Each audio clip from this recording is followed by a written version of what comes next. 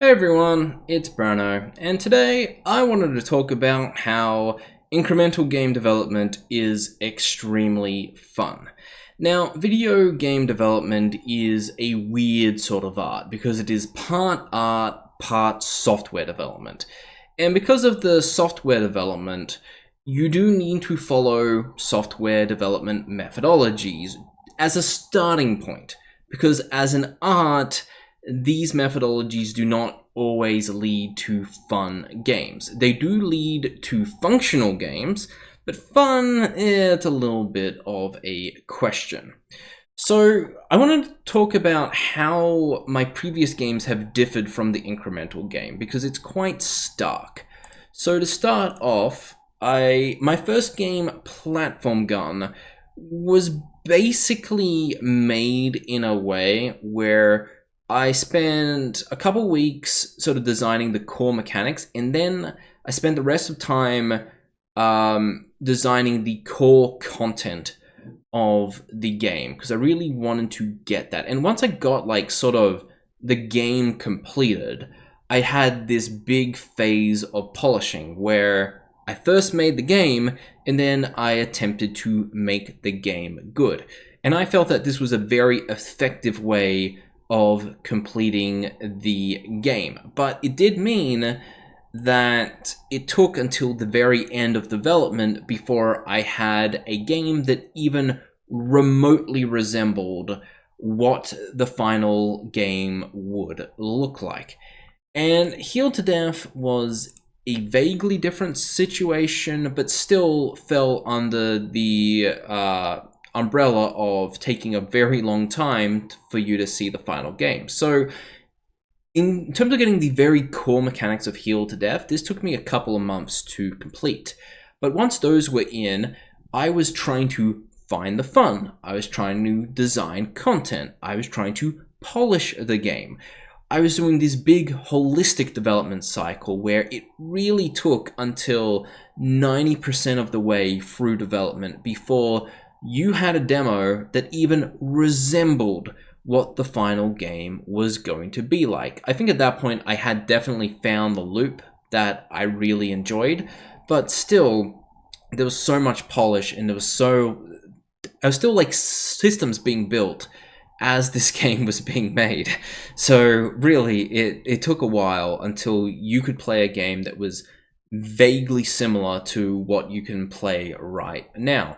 And now my current game that is coming out in April called Surface Breaker. So this, I really tried to focus on making a vertical slice as quickly as I could. And while I was able to get the core content of the game like completed and the core gameplay loop completed very quickly, getting it polished enough to where I could turn it into a vertical slice turned out to be around 80% of development time. Because I made my vertical slice, I then made the content, and the content took 20% of my games. Because I made the systems so well to where I could quite easily add content to my game. And yeah, so once again, it's like the vast majority of the development time was spent to make a game that was even remotely playable. And this is where Heralds of Heroism is very different. Because I made the first build of this game in 2 weeks with a pre-existing art pack, as you can see right here. Now, this gives you a decent idea of what the game is going to be. Now I do have an animation system that I need to add to it, and you can see right here that the art is very different to what you've got right now. And I have an artist who will be changing every single piece of art towards his style. But very much what I'm doing is really mainly just making the content. There's still, a couple of systems I need to add, like a saving system, options and all that, but that will be done pretty soon. But the main thing that I am working on at this moment is content. And what's really cool about this is that every single level you complete is like unlocking an expansion pack towards your game. So I complete a level, I add enemies, I give them unique mechanics, and then I proceed with the rest of the game, and it's just extremely fun. So I go to this new zone, and I'm just going to playtest. I'm just going to playtest until I hit a brick wall. So you will see that I've got an enemy with a decent amount of HP, but also hits quite hard. So let's just give him a quick heal right there. Grab that stuff, and all right.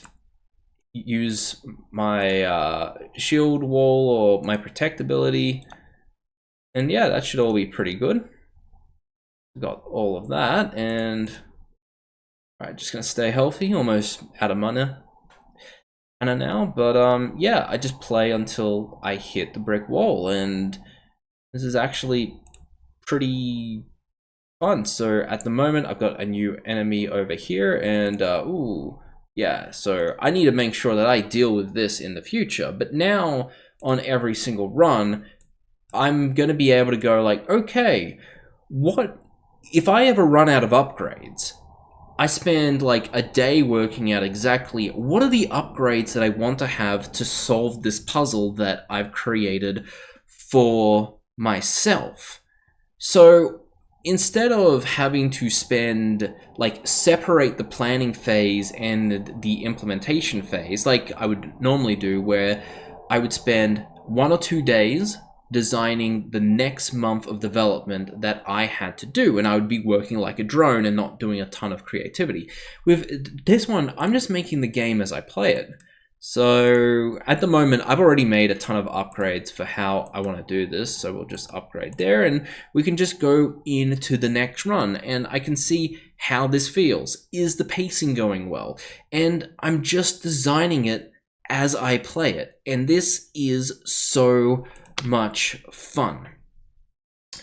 Because normally, like, designing as you play is a terrible way of developing a game, but it's just working so well for this incremental game that I'm making, and it feels like this is very similar to how I thought making a game would be like as a kid.